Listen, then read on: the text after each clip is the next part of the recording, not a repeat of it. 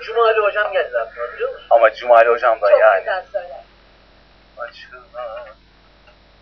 Onu yumuşak girersek ben eşlik edebilirim. Hani ben usul bilmiyorum ya, o açıdan söylüyorum. Evet. Arkadaşlar. Hazır mıyız? Hazırız. Tamam pekala.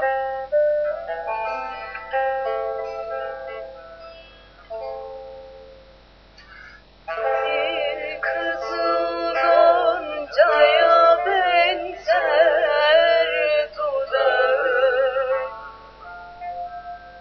açılan tek gülüsün sen bu bağın.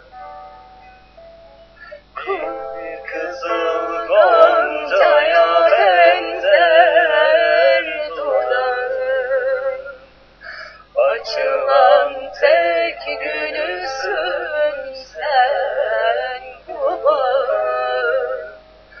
Kurulur kalplere sevda ozan.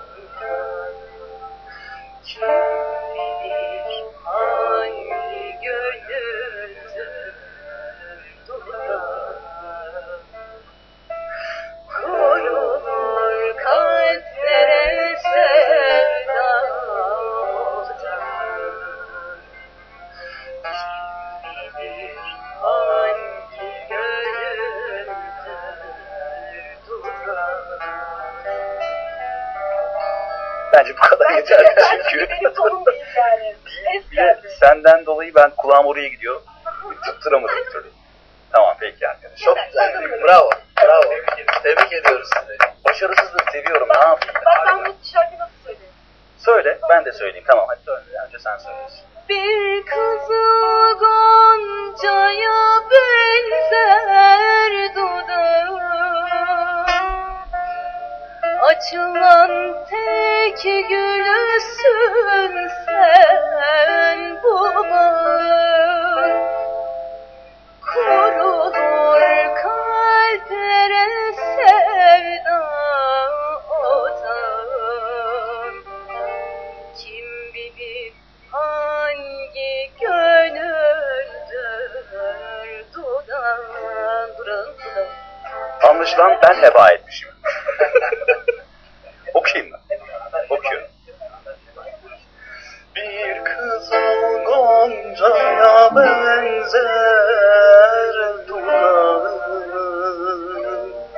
açılan tek gülüsün sen bu bağın.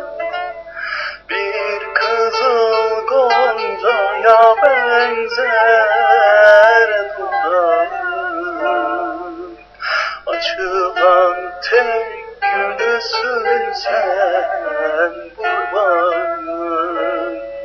Kurulur kalplere sevda otan.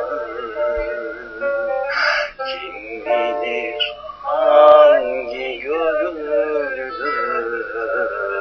duran. Alkış.